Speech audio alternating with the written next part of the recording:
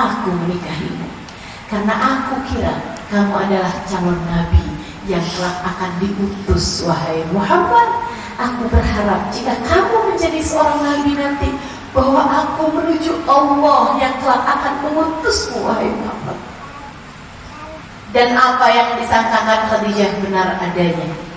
Sesudah 15 tahun sejak mereka menikah, di usia Nabi Muhammad alaihissalam 40 tahun, Nabi Muhammad hari itu pulang dari kebiasaannya berada di gua selama beberapa waktu dalam keadaan gemeteran badannya. Ia mengetuk-ngetuk pintu dengan sangat galau. Dibukakan pintunya oleh Sayyidah Khadijah.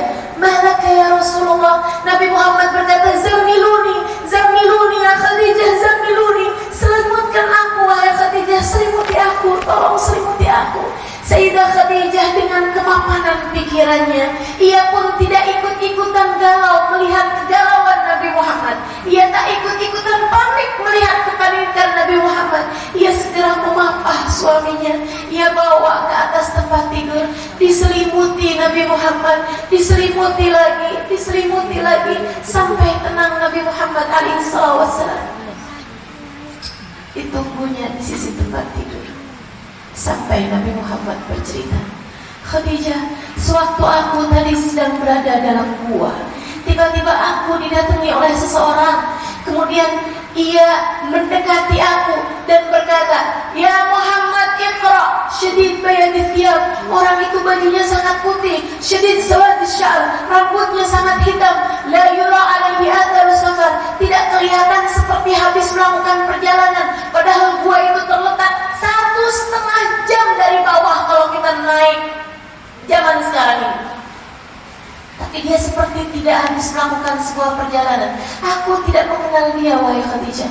Ia berkata kepadaku, "Ya Muhammad, iqra, wahai Muhammad, bacalah." Aku berkata, "Ma ana biqari, aku tidak dapat membaca." Dia mendekatiku, kemudian mendekapku dengan sangat erat, hatta dhanantu annahul maut, sampai aku kira jangan-jangan ini adalah kematian yang diceritakan orang-orang. Aku nyaris kehabisan nafas. Ia melepasku, kemudian berkata, "Ya Muhammad, iqra." Wahai Muhammad, bacalah. Aku kembali berkata, "Ma ana biqari, aku sungguh tidak dapat membaca." Ia kembali mendekapku, Khadijah, sampai aku benar-benar nyaris kehilangan nafasku. Ia kembali melepasku, kemudian berkata, "Ya Muhammad, iqra." Aku kembali berkata, "Ma ana biqari, saya sungguh gak bisa baca." Ia kembali mendekapku sangat erat sampai aku benar-benar lumai badanku. Ia kembali melepasku, kemudian berkata, "Ya Muhammad, iqra." Kali ini aku bertanya, "Mada aqra?" Apa yang harus saya baca? Ia berkata, "Iqra bismi rabbikal ladzi khalaq, khalaqal insana min 'alaq, iqra wa rabbukal akram, alladzi 'allama bil qalam, 'allamal insana ma lam ya'lam."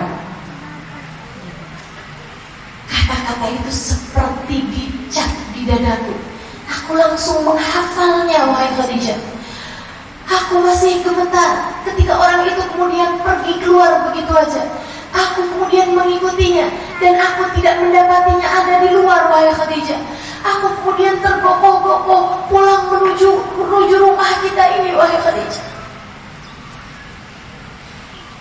Sayyidah Khadijah memandang suaminya, kemudian tersenyum dan bertanya, "Mada takhsha ya Muhammad?" Apa yang kamu takutkan, wahai Muhammad? Amin masjidnya musuh? Kamu takut ada jin? Kamu takut ada kekuatan gaib? Jin-jin? Kamu takut kerasukan? Kamu takut ada setan yang mengganggumu? Nabi Muhammad mengangguk. Kemudian Sayyidah Khadijah mengatakan, "Hasyaka ya Muhammad." Tidak akan, wahai Muhammad, tidak akan. Tidak akan orang sepertimu diganggu oleh yang jahat-jahat. Tidak akan ada orang sepertimu, ada yang jahat-jahat mengganggumu dari yang gaib-gaib itu, wahai Muhammad. Kenapa begitu? Innaka lan tasilur rahim. Engkau adalah seorang yang senantiasa bersilaturahmi dengan kaum kerabatmu. Wa innaka latakilul aitam, kamu adalah orang yang senantiasa menyantuni anak-anak yatim. Wa innaka lataqrib dhaif, kamu adalah orang yang senantiasa memuliakan tamu. Orang sepertimu tak akan dikecewakan oleh Tuhan, oleh Allah, wahai Muhammad.